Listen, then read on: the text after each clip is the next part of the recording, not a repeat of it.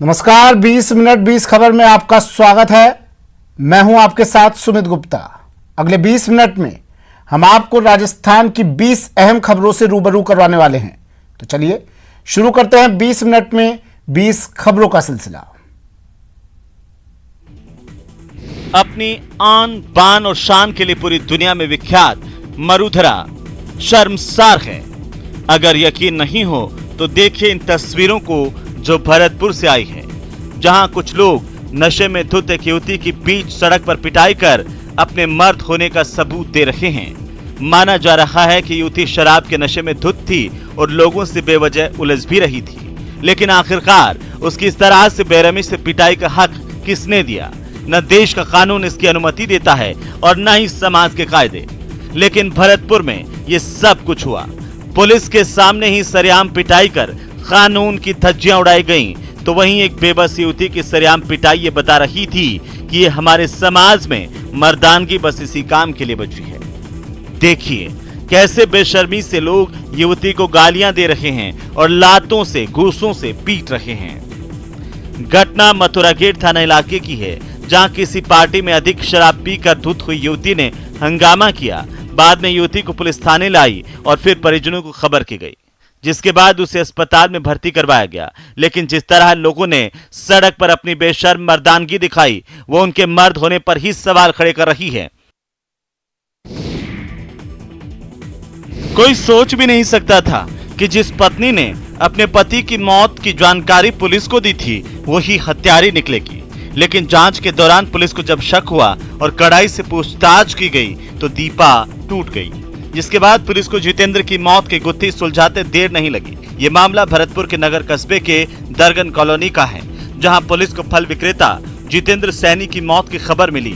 जितेंद्र की मौत की सूचना उसकी पत्नी दीपा ने ही दी थी। जब पुलिस मौके पर पहुंची तो लहूलुहान हालत में जितेंद्र का शव मिला था। मृतक जितेंद्र के भाई ने नगर थाने में हत्या का मुकदमा दर्ज करवाया और जितेंद्र की पत्नी पर हत्या के आरोप लगाए, जिसके बाद पुलिस ने दीपा को पूछताछ के लिए बुलाया। पहले तो दीपा बयान पर बयान बदलती रही, लेकिन आखिरकार उसने इकबाल जुर्म कर ही लिया। पुलिस के मुताबिक जितेंद्र की शराब पीकर दीपा को पीटने की आदत ने दीपा को विद्रोही बना दिया। 21 मार्च को भी जितेंद्र ने जब क्रूरता की हदें पार कर दी तो दीपा ने खौफनाक कदम उठा लिया। दीपा ने रात में सब्जी में नींद की गोलियां मिला दी, जिसे खाने के बाद जितेंद्र गहरी नींद में सो गया और फिर दीपा ने पहले कपड़े से मुंह, नाक और गला दबाया, फिर चाकू से वार कर उसकी हत्या कर दी।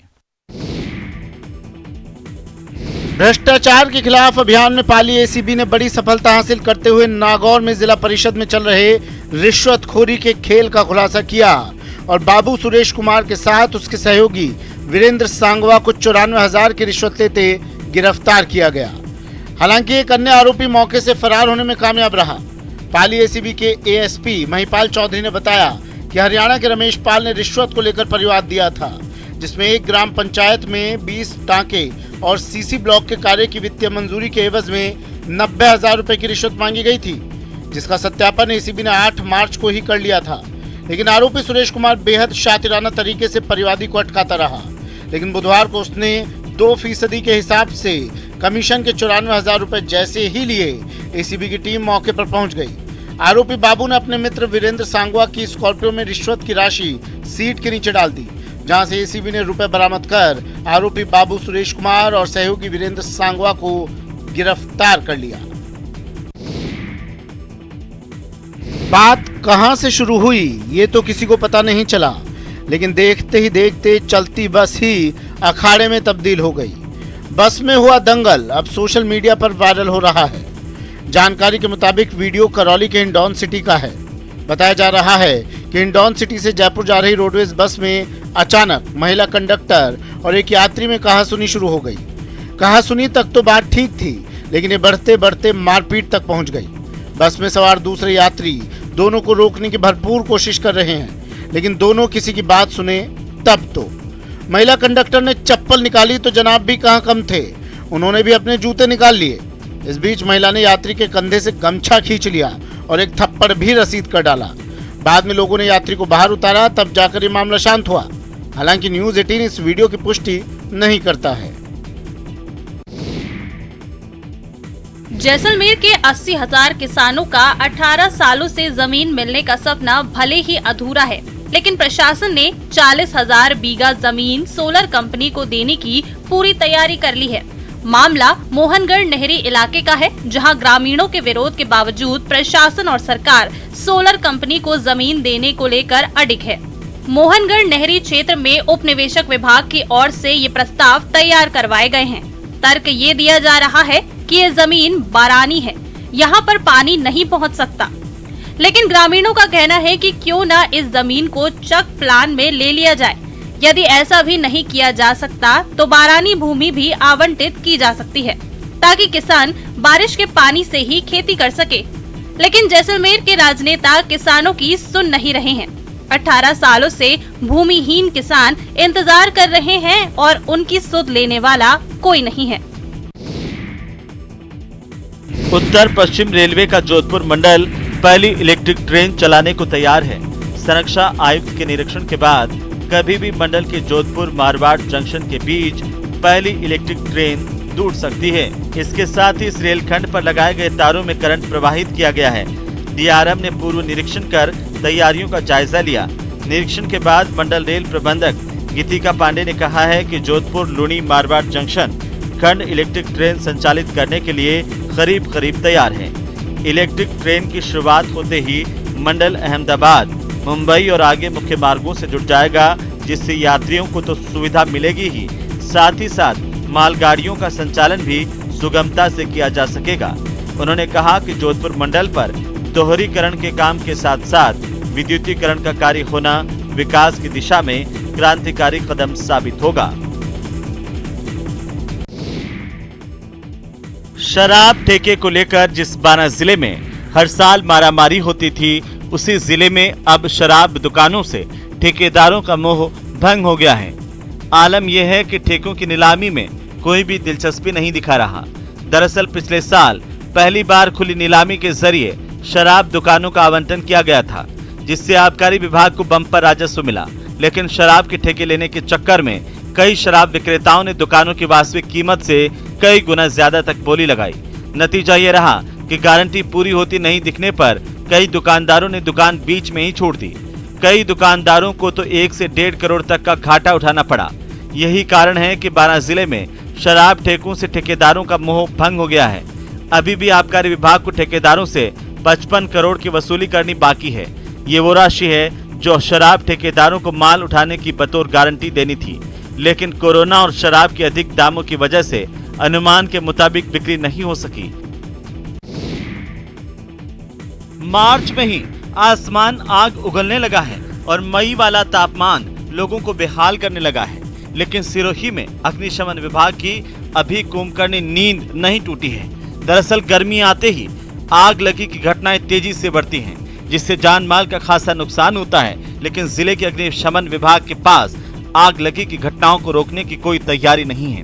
अब रेवदर, आबू रोड, पिंडवाड़ा समेत आसपास के गांव की ही बात करें तो हजारों की आबादी के बीच एक भी फायर स्टेशन नहीं है। ऐसे में आग बुझाने के लिए घंटों दमकलों का इंतजार करना पड़ता है। आग बुझाने के लिए फायर ब्रिगेड पहुंचती तो है, लेकिन सब कुछ खाक होने के बाद। बुधवार को ही रेवदर के गुलाबगंज में 2 ट्रकों की भिड़ंत के बाद आग लग गई, लेकिन समय पर दमकल नहीं पहुंची, जिसकी वजह से एक शख्स की झुलसकर मौत हो गई। लोगों का कहना है कि कई बार खेतों और झाड़ियों में भी आग लग जाती है। तब सिरोही से गाड़ियां आग बुझाने को आती थीं, लेकिन कोई फायदा नहीं। खटारा दमकलों के पहुंचने से पहले ही सब कुछ स्वाहा हो चुका होता है। आग लगी की घटनाएं लगातार होने के बाद भी विभागीय अधिकारी खटारा गाड़ियों को ना तो दुरुस्त करवा रहे हैं और ना ही जवानों की कमी को पूरा कर पा रहे हैं।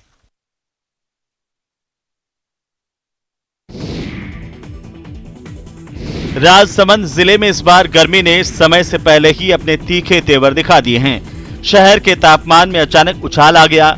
16 मार्च के बाद से शहर का तापमान 40 डिग्री को पार कर गया है। मौसम के जानकारों की माने तो गर्मी में पिछले 7 दिनों में अप्रत्याशित रूप से वृद्धि हुई है। ऐसे में आने वाले दिनों में गर्मी अपने पिछले सारे रिकॉर्ड तोड़ सकती है। वहीं तापमान में बढ़ोतरी के साथ ही बाजारों में एसी, कूलर, पंखे और फ्रिज की बिक्री में बेतहाशा बढ़ोतरी हुई है। राजसमंद जिले में करीब 200 से अधिक छोटी बड़ी दुकानें हैं, जिनमें पिछले 7 दिनों में करीब 10 करोड़ रुपए के उत्पादों की बिक्री हो चुकी है। व्यापारियों को उम्मीद है कि गर्मी के आगामी दिनों पर गर्मी परवान पर होगी, जिससे कि बाजार में बिक्री का बूम आएगा। गर्मी के तीखे तेवर ने इलेक्ट्रॉनिक्स आइटम के व्यापार में इजाफा तो कर दिया है, लेकिन ये तय है कि आने वाले दिनों में भीषण गर्मी लोगों के पसीने जरूर छुड़ाएगी। शायद ही कोई ऐसा खुशनसीब होगा जिसका मोबाइल फोन खोने के बाद वापस मिला हो। लोग थाने में मोबाइल खोने की रिपोर्ट दर्ज करवाकर भूल जाते हैं और पुलिस भी उस रिपोर्ट को रद्दी की टोकरी में फेंक देती है। लेकिन जोधपुर पुलिस कमिश्नरेट की डीसीपी साउथ वंदिता राणा ने एक मुहिम चलाकर वो कर दिखाया जिसके बारे में लोग सोच भी नहीं रहे थे। उन्होंने एक खास मुहिम चलाकर विभिन्न थानों में दर्ज मोबाइल गुमशुदगी की रिपोर्ट इकट्ठी की और एक टीम बनाकर कार्रवाई करने के निर्देश दिए। नतीजा 1 महीने के अंदर करीब 314 मोबाइल फोन ट्रेस कर बरामद किए गए और अब ये मोबाइल फोन उनके मालिकों को लौटाए जा रहे हैं। दरअसल पुलिस मोबाइल फोन खोने के मामले में चोरी के मामले दर्ज न कर गुमशुदगी के मामले दर्ज करती थी, लेकिन 4 महीने पहले जोधपुर पुलिस कमिश्नरेट में एक आदेश जारी कर सभी थानों को यह निर्देशित किया गया कि मोबाइल चोरी के मामले में चोरी की रिपोर्ट दर्ज की जाए। पिछले 1 महीने में जो भी पिछले 1 साल के फ़ोन जिनकी भी गुमशुदगी दर्ज थी पूरे वेस्ट एरिया के अंदर समस्त थानों में, उनको ट्रैक करने के प्रयास किए गए। सभी को ट्रैक करने के प्रयास करने के बाद हमारी पूरी टीम के द्वारा 314 फ़ोन जो हैं वो रिकवर किए गए हैं।